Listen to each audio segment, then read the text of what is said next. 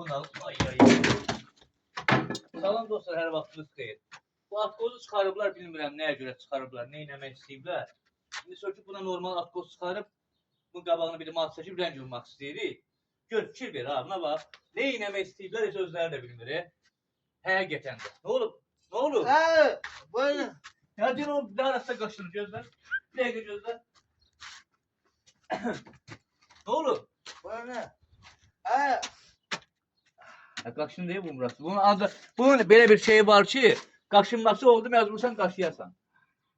Hə, sok, deyəm. Piçi o tərəfi deyiləyək. O tərəfdən bir də onu şey eləyək. Bir dənə ataq bu tərəfə bunu.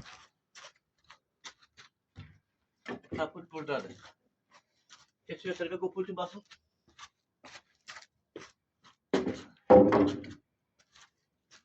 Geçsə indi ora. O bir at kozla çıkartmalıyız. Geç. Ama stop. Arası kaşınır bunu biliyorsan. Bir tane pis xüsusiyyəti olur, kaşınmasını tuttu məcbursan kaşınmalı. Yox, səsi bölüyür aləm.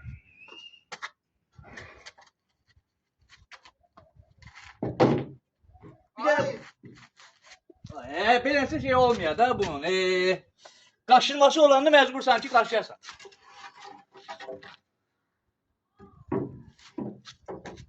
Bir tane bu atkozumuz kalır. Bunu da bak çıkardacağız, bunun kimi kantası alır. İnşallah işimiz təhvil verəcəyik.